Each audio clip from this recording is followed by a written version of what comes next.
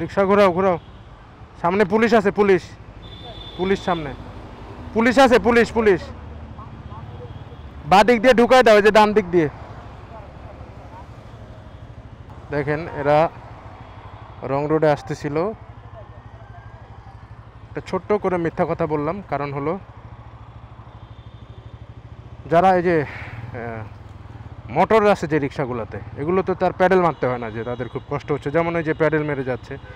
ঠিক আছে, এটা খুব একটা ব্যস্ত শহর, মানে সড়ক না এটা, তারা যাইতে পারে। কিন্তু যাদের মানে ভ্যানের মধ্যে বা যাদের রিক্সার মধ্যে মোটর লাগানো আছে, একে তো বিদ্যুৎ খেয়ে মানে ক্ষতি করতেইছে, দ্বিতীয়ত আবার তারা রং রোডে অহরহ চলতেছে। এই মামা পুলিশ আছে, পুলিশ পুলিশ। তারা আসলে নিজেরাই যদি না বোঝে তাহলে কেমনে হবে? তো হালকা করে মিথ্যা কথা বললাম। ও ভাই, আপনার গাড়ির নাম্বার প্লেট খুলে গেছে, নাম্বার প্লেট খুলে গেছে, আছে কিন্তু পড়ে যেতে পারে। হালকা করে মিথ্যা কথা বললাম, আর আল্লাহ যদি আমাকে মাফ করে আর কি। না বলা ছাড়া উপায় নাই। এদেরকে যদি ধমক দিয়ে, ভয় দেখিয়ে, সুন্দর করে কোনো কিছু বলেই আসলে ফেরানো যায় না। তাই হালকা করে মিথ্যা কথা বললাম, কেউ আবার কিছু মনে করেন না।